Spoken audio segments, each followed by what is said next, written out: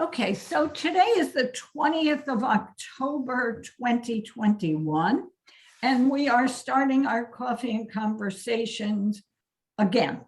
This is the first one of this new year, as in new Jewish year, the Jewish calendar. The ground rules are, I will ask you all to mute yourselves.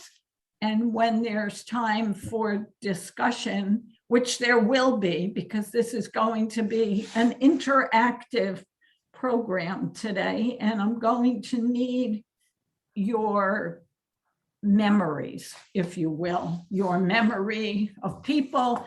And I'll explain as we go what the issue is. Good morning, Larry. So I am recording. Hopefully we will get some information that will help us in our history of Rodeph Sholom. You all know that I've been working on Every Plaque Has a Story, and there are some 2,500 plaques that require stories. To date, I've received or written, or Sue has written, all together, encompassing that, is 502 stories. I can tell you, and some of you who are on have also written, thankfully, and shared, and the stories are phenomenal. No two stories are the same, and they're interesting. They're about the synagogue, they're about the people, they're about their T-H-E-I-R, the importance to the writer, and their importance in the world, pretty much. Some of them in the world. Very fascinating. I can't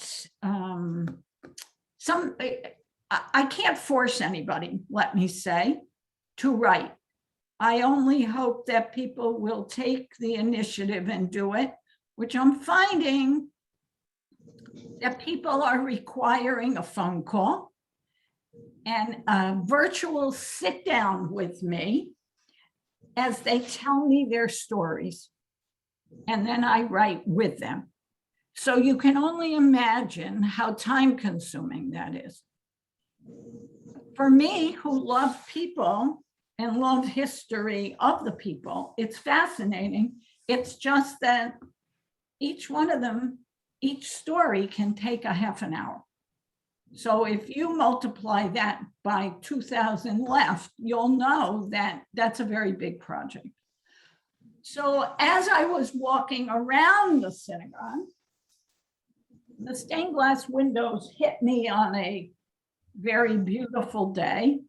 And I thought, you know, these have stories as well and need to be included if they're not on the wall of memorial plaques.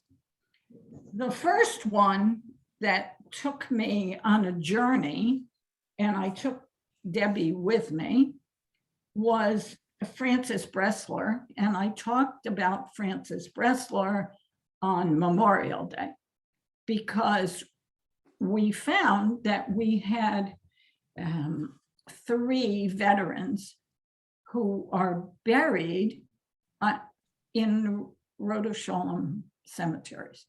Francis Bressler, Coleman Ashkins, and I want to say Peter Drotch. So Debbie and I looked for, now I'm trying to remember. Debbie, do you remember who we looked for who wasn't at Rodeph Sholom? Was it Francis Bressler? When we walked all, you're muted. Can you unmute? Yes, that's who we look for. Okay, so it bothered me that I couldn't find him.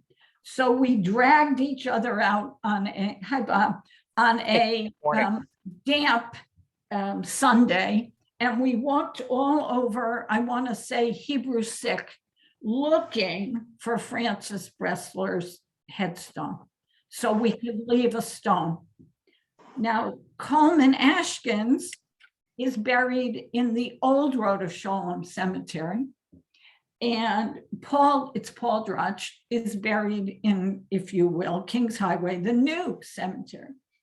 So because they were veterans, I felt a great attachment to them and tried to do some research. I found some connections to Francis Bressler through the rabbi. Had to go to Israel to get the information and make contact, and ultimately with his brother. As far as Ashkins go, I have tried to make contact, and I am not getting called back, if you want the honest where I am. And Drutch, Paul Drutch, was related to Adrian Lobovitz. And I spoke to one of the Lobovitz girls and to Alan Lobovitz through his sister, his cousin, I think, and got the information on him. So I thought this would take us on a different kind of journey today. And I wanted to show you the windows without necessarily talking about the windows, but looking at the people, both the donors and the in memories of. And I will tell you that because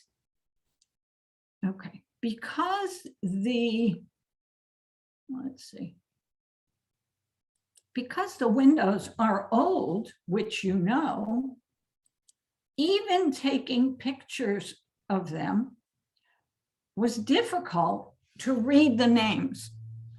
So I went in yesterday, right before the Red Cross blood drive, and I walked to every window so I could see, literally without a camera, what the names were. So I called this today, the people behind the windows at Rodeph Sholom. And if you'll just bear with me on this left side, I just needed to stay there for now. So the Francis Bressler window was in memory of Francis Bressler, who lived from 1916 to 1945, was killed in World War II, and his parents were Benjamin Bressler. That's what I want to focus on. I want you to think, if any of you know a Bressler or knew anything about him, that's what I want to know. So I'm going to see how I can, let's see, how, I'm not sure. I guess if you have that answer and you know anything about him, would you unmute yourself and share? Anybody? Jackie, was he the one you pointed me in the right direction? So Yes. why don't you share what you, because we were on a scavenger hunt thanks to you. Well, I'm going to tell you, I could probably, did you find where he's buried? I could probably. Yes, Oh, sure okay. did. Yeah. Okay. I never knew him, but his parents lived behind me for many, many years. And Francis's brother, the other son, lived one or two houses down. My sister was friends with the Bressler children. They were younger than I. And she's the one who led me to tell you what to do. It was never mentioned. I never knew a thing. And I've seen the window since I was 3 years old growing up at Rodeph Sholom, and I never put two and two together. So I don't really know much about the family, except they had, they were very loving. They were a typical Jewish family. And I think they pulled out of Rodeph Sholom. I don't think they went to Hebrew school. The the son, they may have gone to Park Avenue Temple when it was built. I don't remember. But I never knew Francis. It was before my time. But I knew the family. Okay. Yeah, I remember you're giving me information that started me on my scavenger hunt. Good. Thank you. Thank you. Okay, next window. Next window is known as, I'm just trying to minimize so I can see this, is known as the Gorelick window. And that window was donated by Mr. and Mrs. Philip Sagarin and Mr. and Mrs. Saul S. Kleiman in memory of Morris and Sarah Gorelick. That's all the information on the window. That's all that is in the inscription. So I will ask you if anybody knows or knew anything about the Gorelicks, the Sagarins, the Kleinmans. And if you did or do, unmute and share. Okay. Next window. Next window was donated by Mr. and Mrs. Nathan E. Harrison in memory of the parents and the grandparents. Now, the way it's written, I can't tell you how these people fit together, but Jenny, Nathan, and Minnie Harrison. Do I have anybody who can shed any light on the Harrison family?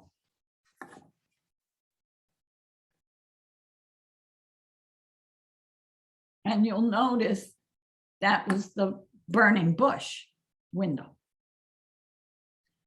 Okay, let's keep going. This window is in memory of Louis Bernstein and Mary Bernstein. Now, they, as you can see, they were born in the late the mid to late 1800s and died in the 1920s. So it was a tough life they were living.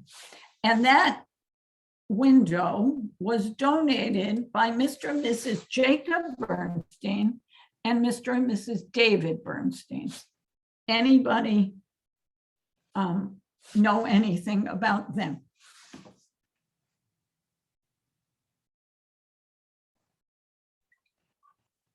Okay.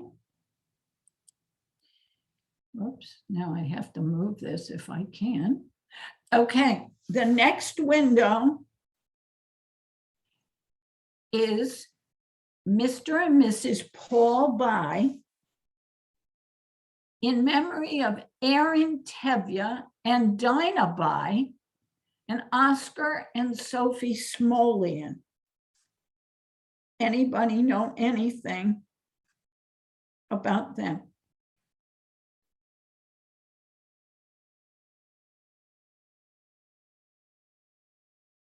See, it's not so easy. So Carol, I'm thinking that this could be where we invest in a color flyer and mail this to the entire congregation, Maybe, asking questions. So maybe, just a thought. maybe. So the next window is the Dworkin window in memory of Hyman, Lena, Samuel, Lena, and Albert Dworkin. And it was the donor was Mr. and Mrs. Samuel Dworkin. Okay, next window, Mr. and Mrs. Meyer Schwartz. Curiously, this window was Rosh Hashanah and Yom Kippur, and I didn't spell Rosh Hashanah incorrectly. I took it from the window.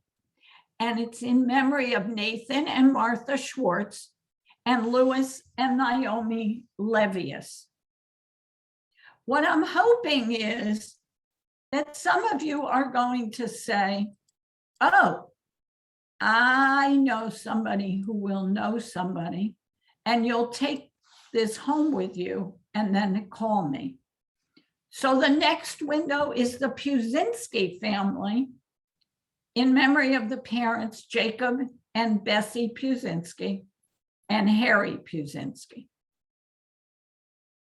Next, this one is Coleman Ashkins, and he was the veteran, I believe, naval.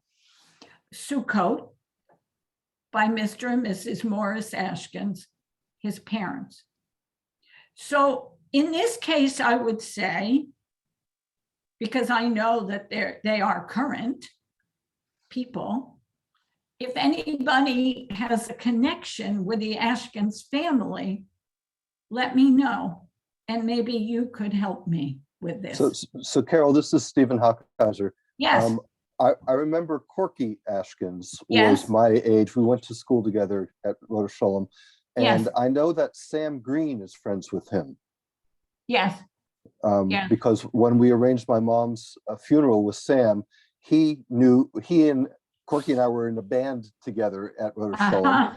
Yes. And he said that Corky was working as a cook in a restaurant behind the funeral home in Fairfield. So I know he's in touch with him.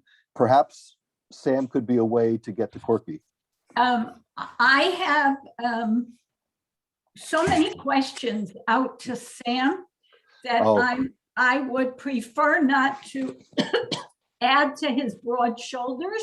But let me ask you this without putting you on the And Corky is a member. Corky, we should mention that Corky is a member. Corky is a member, and I actually saw Ellen in the grocery store at the beginning of the pandemic, and she said he would love this project because he's definitely into family history.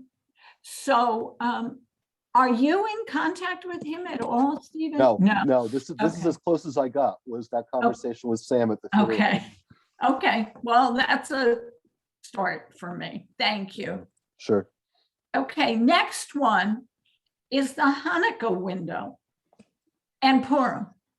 And the purchasers, the donors, were Mr. and Mrs. Abraham Aaron, Mr. and Mrs. Philip Aaron, Mr. and Mrs. Reuben Aaron, in memory of Isidore Aaron, William Aaron, Abraham, and Philip Aaron. Okay. Next. Pesach. Jackie, did you have something you wanted to say? Were you looking for information on the Aaron family? Sure. Well, I don't know if this is a connection. I could maybe find out for you. Okay. There's a Wendy Aaron. She's now Wendy Bender, who lives in Fairfield. Yes. And I think she spells it the same way with the two Yes. A. So I could perhaps make a connection. We went to graduate school together in Hebrew school, but I could maybe make a connection to see if this is part of her family, if you want. I would love for you to call her because she's on my list. So you and I can talk before you do. That would be fabulous. Absolutely fabulous. Okay, we'll talk. Thank you, Jackie. You're welcome. Carol, are they any relation to Howard Aaron? who's Yes. our- Yes. Okay. So, all right, Yeah. thank you. Yeah. I've gone around in circles a little bit. The next one is the Rappaport family, Pesach, the William Rappaport family, and which would have been Mr. and Mrs. Abraham L. Rappaport, in memory of William Rappaport, not our William Rappaport. It's not in memory of him. I have information. Lisa was one of the first people, I'm saying that, putting it out there, who wrote the stories. So I feel very privileged to have their family as one of the 502 stories. Next, Mr. and Mrs. Saul Rosenzweig, in memory of Human Noah Rosenzweig and Joshua Kazin. Next, the Henry Hollander family, in memory of Henry, Pauline, and Seymour Hollander. Now, I can say this, having grown up here, that anybody who's on this Zoom program this morning who went to Rodeph Sholom or grew up at Rodeph Sholom or knows the history of Rodeph Sholom, what you think you know, knows the Hollander name. It's what you know of the Hollander family that we don't have here. So I can tell you a story, and the Seymour Hollander that I'm going to tell you must be the Seymour Hollander who was named for this Seymour Hollander on the window. Stephen, you're shaking your head. Yeah. So in yesteryear, when the synagogue finances came into play and we were short money, there was this guardian angel named Seymour Hollander. So if you were doing a project and you were short, Seymour Hollander just put in the money. And then if you were short on another project, he just put in the money. And that was very nice. It was wonderful. It was generous. It was helpful. The only thing it didn't do for those folks who were the finance people, like our Mike Fleischer, like my Mike Weinshell, who was president and finance for before being president, it never gave you an accurate picture of the finances. So you always broke even. What it didn't say was how you broke even, because there was somebody giving you money when you were short. So it was a little hard to put together a budget. That's what I remember about the next generation, Seymour Hollander. You couldn't find anybody more generous. And in those days, and I'm going back to the probably 50s, 60s, wouldn't you say, Stephen, give or take? Yeah. You know, it was a lot of money to turn around and give tens of thousands of dollars. So the Seymour Hollander, I remember, lived on Upper Park Avenue. He had a mansion I thought of as a child. I believe, and I haven't lived in Bridgeport since 1972, but I believe it's been torn down and probably a condominium complex was built there. It was on the Fairfield side. As you went north, it was on the left, and it was sort of in a dip in Park Avenue before you went up a hill toward the Jewish Community Center. And the reason I knew the family is my father had Bridgeport Toy Company, and Seymour Hollander, I think my father knew each other from the shul. And he and Seymour had asked my father to get him a slide for his in-ground pool that would curve, because that was something he couldn't find anywhere. That wasn't the sort of thing my father dealt in, but he found it for him. And Mr. Hollander bought it for my dad, and Mr. Hollander offered an invitation for our family to come to use his pool at any time. Now, we were in a very different economic stratus that Mr. Hollander was, and my parents never took him up on that offer. So I'm not thinking that anything I'm telling you is going to help you in your quest, but that's the only connection I have. But with a memorial plaque for Seymour Hollander, that's a fabulous memory and a fabulous snippet. And I'm trying to figure out, so now take me again, Upper Park Avenue. So going north on Park Avenue, now take me to where you think it was.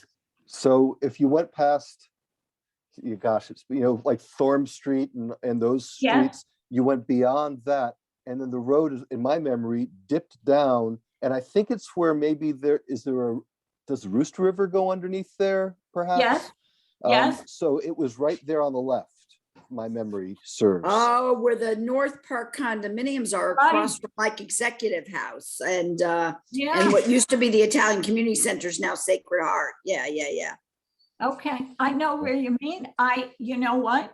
I don't remember it, but I'm going to ask Sue if she remembers it. That's Yes. interesting. Okay, so that's the kind of thing that is perfect. That's what, so I struck gold here. Okay, thank you. Sure. Okay, next, the Isidore Savin family, in memory of Isidore Savin. Now, I looked at this twice, and I want to know if anybody sees a mistake on what I've written. There's an E on the first Isidore, and there's no E in memory of. Very astute, Sheila. And I looked at that and looked at it, and that's how it's written. The plaque says the Isidore Savin family with an E, and the in memory of, you know, what you see does not have an E. Right. So does anybody know the family? No. I, Okay. Next family, the Samuelson, not Samuelson, not Samuel, but Samuelson family in memory of, and I guess I have that written twice, Bertha and Etta Samuelson and Samuel and Bessie Samuelson. And I have to say it's a name I do not know. Okay. Next. The Michael Hoffman family. Now notice this one is different. What's different about this one?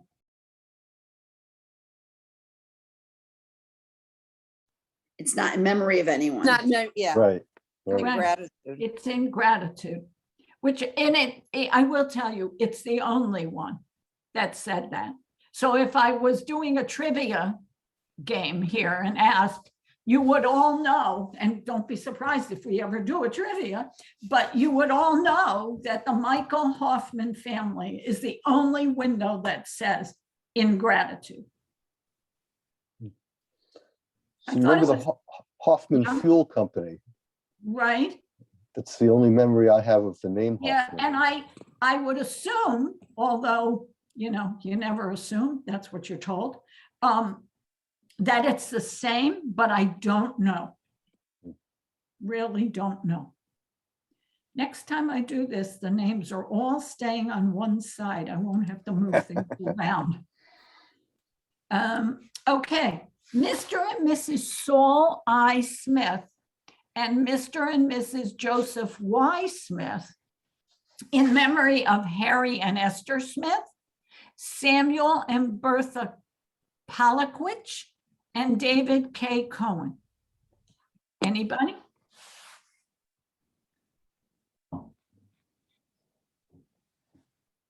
Okay. Again, notice, you may say, Carol, you didn't spell Shavuos correctly. Because we call it Shavuot. That's how the window is spelled, Shavuos with an H. Dr. and Mrs. Nathan R. Toke, Human Toke, and Augusta Toke.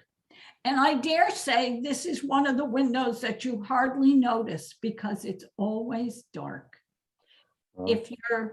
If you're coming from the back of the sanctuary facing the ark, it is the front window, the very front on the right side in the corner.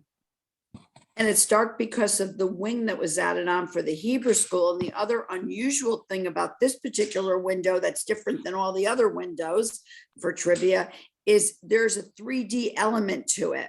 And at one time, the synagogue had thought about moving it to the other side so that the light really could come through. And we actually really should try to put a light outside because it would be easy to have a Yeah. light at dark, when it's dark, to show through it. But they decided, the board, I guess, this is decades ago, decided they should leave the windows where they are and not make a change, which is probably a good idea because somebody probably would have broken it. But I do know the Toke family. I have a cousin who's married to a Toke, so I will look into that. Okay, great. So Rabbi Eisenberg said, and I don't know if any of you heard it, it was humorous when he said it. And I don't know if he said it in front of a group or if I was just lucky enough to be in a small group.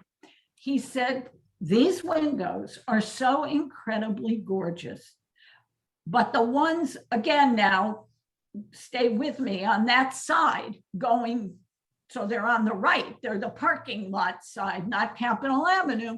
He said they get like short shrift because when we have services, the sun comes in on Capitol Avenue and you see the glory, if you will, the gorgeousness, new word, Carol, of those windows. He said, so maybe we need to change our services so we see the other windows at the later time during the day because we're missing seeing them. So it was funny. We're not doing that, but you can understand what the issue is on that side. So now I took a little more of a journey and I went upstairs to the bridal loft, but I got as far as the steps. Not the smartest place to stand with a camera, but that's not a surprise to anybody who knows me. And I found this window on the steps. Annabelle and Asher and Annabelle Friedman. And I thought I needed to know something about them. So I Googled and I found that Annabelle, her name was Annabelle Saphier, S-A-P-H-I-E-R, Friedman. She was born July of 1872, died in April 25th, 1948. Curiously, the same date, not year, as my grandfather, so the 25th struck me. She was born in Russia, and she's buried at Mount Zion Cemetery in Queens. She married Asher. Now, what I could find, and I'll tell you about Asher in a minute, I think these are the children. Alexander, Harry, David, Ida, Lena, Bernard, and I don't know why I have Lena again. Asher was born in Russia in 1868 and died in 1916. It says that Bernard, I believe Bernard, now I don't know what date this is. Bernard must have died in 8/21/1992. And David, it looks like, if my notes are right, and I don't know, is buried in Loyalty. You'll have to, my notes may not be right. So I'm not going to give you any more dates because they probably won't make sense. I'm looking for a connection to the Friedmans. And the Friedmans are a big family. Okay, next window. Abba Levin. And I don't have anything else because I ran out of time. I had the blood drive yesterday. These were the circular ones, obviously. You can all figure that out. Now we have one, and I also didn't have time to do any cropping, but you have the idea. Bridal loft, square, Mr. and Mrs. Max Swire. The Bernstein window. Now, is it the same Bernsteins? Don't know. because the plaque says the Bernstein window. Next, It does say Benjamin on it. okay. Look at that window. Again, I wasn't going to get into that, but take me there. Look at the other names and tell me what this window would be. Yeah, Reuben, Yeah, Ephraim, yeah. and Benjamin. Okay, now wait, hold that. This is the old sham window. Look at that. What do you see? Zebulun, Simeon, and Levi. Debbie, don't And answer. Joseph. I'm on mute. Simeon, I see. Simeon. Yeah, does it mean anything to you? I know Debbie knows. No. There was an Olsen family, Olsen Electric. Yes, Right, the lighting Okay. store. Yeah. look at the names on the window. You said, Stephen, there are names on the window. Yeah. So Reuben, Benjamin, Ephraim. Ephraim. Who's talking? I can't hear. Ernie Oshan was the owner of Tower Oshan Electric. Correct? Correct? Ephraim, Reuben, Benjamin, And there's another one at the bottom there. It's yeah, a hard to little read. hard to read. And here's one more, the Olshan, Simeon, Zebulun, Levi, and Joseph. Do those names together mean anything to you? Are they the 12 tribes? The 12 tribes. Was that Wow. Judy saying that? Okay, I can't see you. That's why. Thank you for shouting out. That's what I asked you to do. Okay. The next window is in the chapel. And this window was in memory of Herman Ment. The next window, Louis Jacobson. And the next window, Dr. Benjamin Coleman. So my goal here, and I will tell you that it's not too bad of a percentage. There were 27 slides. And out of those 27, I've come up with four. So I'm going to close this, stop sharing now. Carol, those two last windows that Oh, you yeah. showed, Yes, Jacobson, let's try to remember to ask Bob Jacobson at services if he knows. And the Coleman window, both this year, Rosalind and David Coleman passed away. They're on our list. But we do have a connection, I think, and a phone number for their daughter, Shari, and I don't remember her married name. So I'm just, Okay. before I forget about this, we should call I Shari. put it down. Thank you. So I now that, could- Excuse me, it's Sheila. I Yeah. could get Shari Coleman's phone number because my sister-in-law, May Margolis, her daughter Susie is very friendly with Shari. okay, that would be great. Okay. So, Carol, yes, Edith, Edith. Yeah, I don't know if this is of any use to you, but I went to Bassick High School with an Arnold Bai, B-A-I, yes, is one of the windows. He graduated in 1948 from Bassick High School. I don't know if he was a talented cartoonist. I wouldn't be surprised if he went into the arts.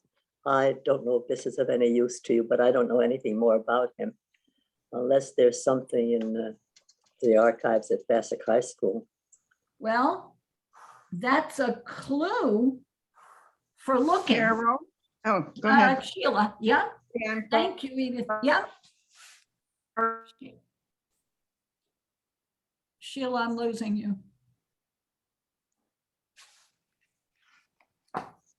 Oh, Sheila froze, but Carol, I think she said something about Bernstein. So maybe what she was trying to say is If it's really there. to talk to Beatty I Bernstein. know. Oh, there you I are, have a- Sheila, you're back. Sheila, I have a long list to talk to Beatty about. Oh, yes, for sure. Yes. So I just followed up on the Arnold By that Edith mentioned. Oh, yes. And I find that he was an attorney, but he died in 1992 at the age of 61, but it says he graduated Bassick in that year. So that would be, That would be And I- Paul By, no?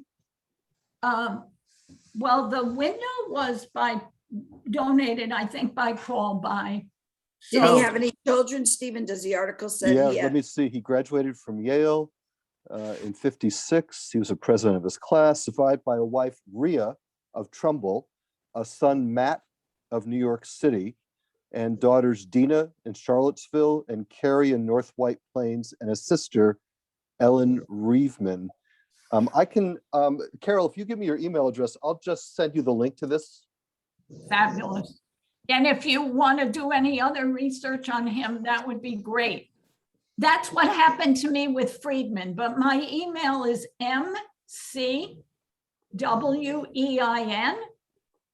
mcwein@outlook.com.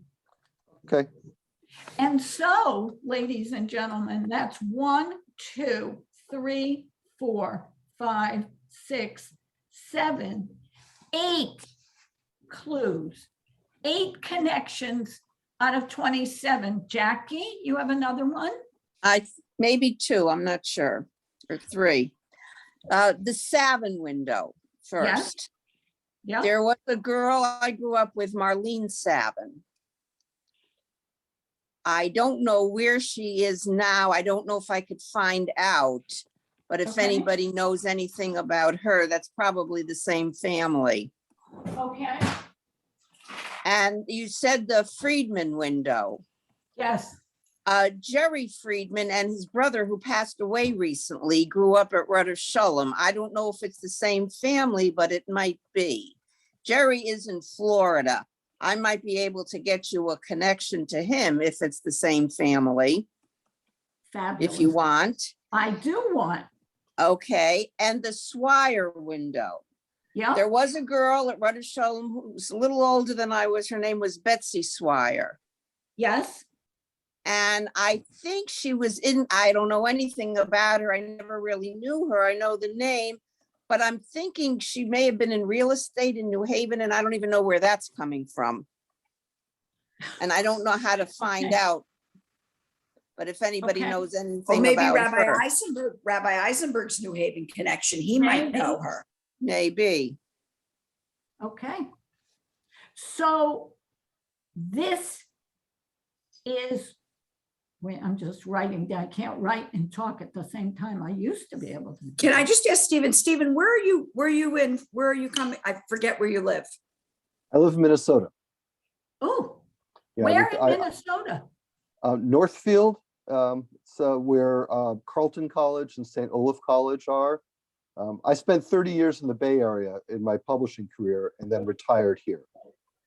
Don't hang up today, Stephen, without us telling you our program that we have coming up with Rabbi Leon and Rabbi Nelson. So, all right, go ahead. Okay. I'm sorry, Carol.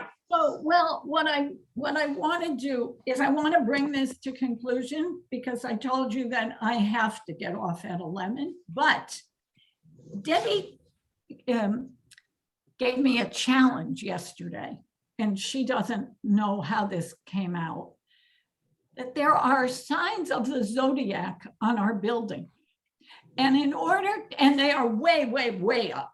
I mean, you can't see them unless you stand in the middle of They're Capitol. like sculptures above the windows, way And- above the windows. And so we went out yesterday and I thought, well, I don't have a telephoto. My camera is automatic, but I'll give it a shot, literally. Debbie, we can see them. We can see them enough to share with a rabbi. I don't mean just with a rabbi, but to get some information on what they mean and what they are. Of course, Larry and Debbie had to pull me out of the middle of Capitol Avenue when a lady was going to hit me while I'm standing there with my camera. Thank you, Larry and Debbie. But I will show you the pictures, not now.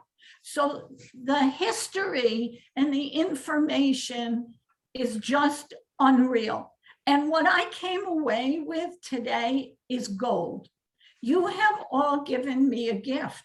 And I hope the gifts that you've shared are gifts that we can use, because I'd like you all to now think about some of these people and see, if you have a connection. And we're going to talk about them again. It would be curious, but this is asking too much, to know why the people were attached to their windows.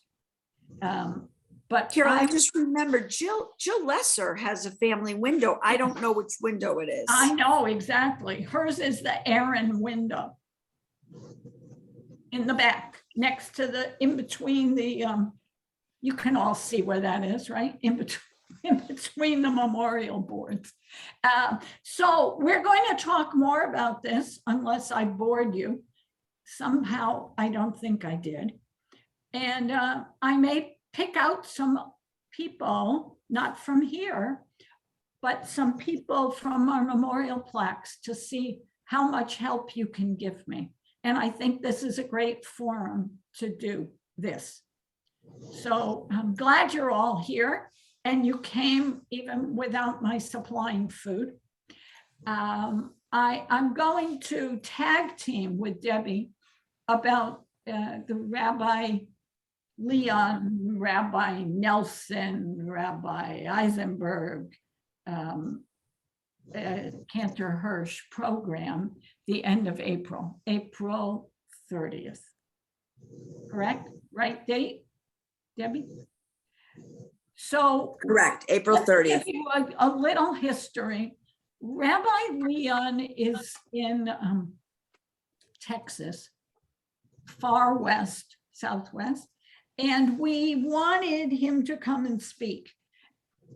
And he actually wanted to come in person. So we tried to figure out when. He's got a very interesting history, some of it with crypto Jews who were in hiding. He is the son of Cantor Leon, for those of you who didn't know.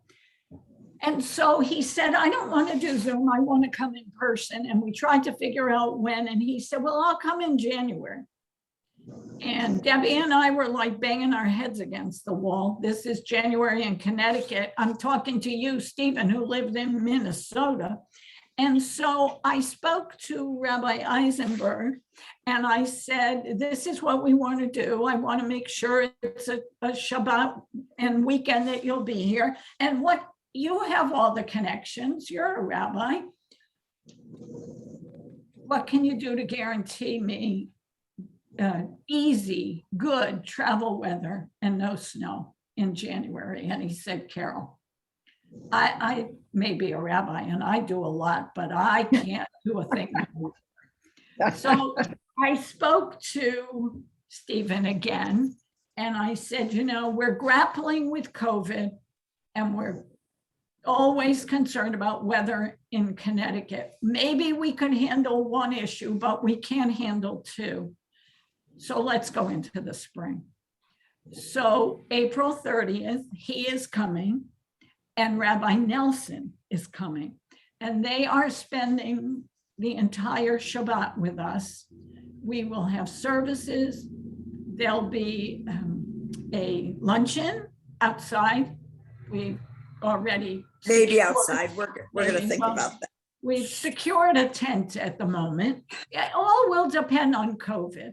And then Havdalah and something. I don't know. And the Esther, they're all started because Rabbi Kelman from California said, whatever happened to the Esther Kelman lecture in memory of my mom? So then Carol thought about Rabbi Leon. And so now the Esther Kelman lecture will be following the lunch that Shabbat. And he will be talking about his experiences. He's written a book. He's fascinating. So that is April 30th. Please put it on your calendar. I'm not going to tell you anymore because I don't know a whole lot more.